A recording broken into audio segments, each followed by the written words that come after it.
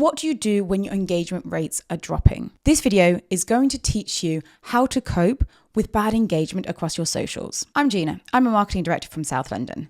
I had this exact problem when our social engagement rates were dropping month on month. I'm the marketing director for an esports team, and as part of the gaming and sport industry, engagement rate is incredibly important for us. I had to come up with a way to get it back to where it was benchmarked. And I'm going to show you exactly how I did that and took it from 0.07 all the way to 0.3%. This video is going to show you how I got back on track and take you through step by step how you can apply that principle to your own social and content. It's also going to touch on a social content strategy. And if you do not have a social strategy yet, please do check out the links in the comments for my template. Now, engagement rates do feel quite fickle sometimes. Sometimes they're seen as a vanity metric, but we need to know that what we are saying is hitting the mark. Whether you are an entertainment company, whether you are a small brand, your engagement rate is a metric that you should be tracking because it shows you how your audience is responding. This video is going to help you where you are in your journey because knowing how to get back from bad engagement or knowing how to grow your engagement is really key to making sure that your brand and your messaging is landing with your target audience. So what do you do if your engagement suddenly drops? Well, first thing, number one, do not panic. This is normal. This is the nature of social. What is happening is people are giving you signal. So when you put things out in social, what you are looking for is you are making noise and you are asking for signal. Every social post should be an experiment to make noise to your audience and listen for signal.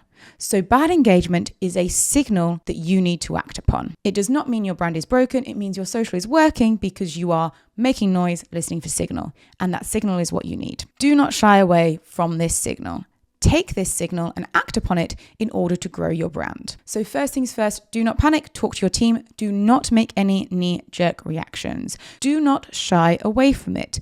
What you want to do is you want to lean into this signal. This is an opportunity for you to ask why. You want to ask why internally, get your team together, talk about it. Frame it as signal, not as a failure. Make sure your language is very useful, that this is something we want or something we look forward to. Talk internally, come up with some ideas, figure out if it's a market problem, if it's a business problem, if it's a social problem, or it's something you're unsure of. The next thing you're going to do is you're going to talk to your audience. This can seem quite scary, but again, it's signal. You want to double down on that signal.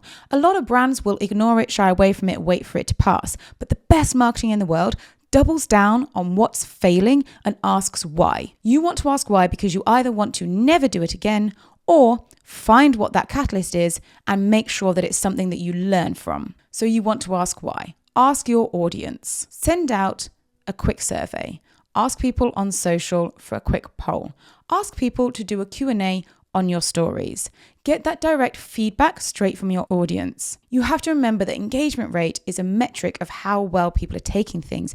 And if it drops, you have to create a conversation. Treat your audience as people. Get the conversations going. If you have a Discord, talk on there. If you have threads, talk on there. If you have Instagram, set out a poll, set out questions. Do not shy away from it.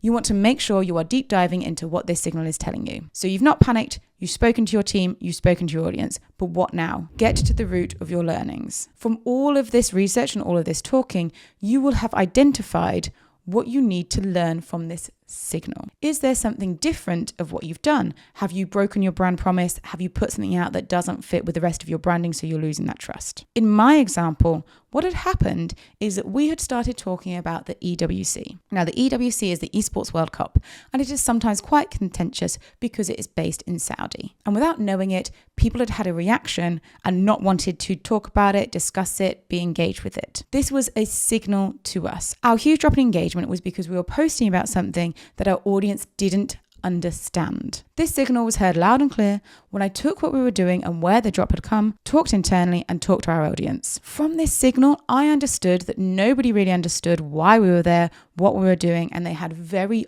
old opinions based on what they imagined to be happening in Saudi. By looking at this signal, I managed to set up Discords, discussion groups, internally and externally, to talk through what actually the Esports World Cup means for us and what it means for everybody. It broke down those barriers and it meant that our engagement went back up to 0.3%, surpassing what it was before because people were engaged and they cared because they understood the why.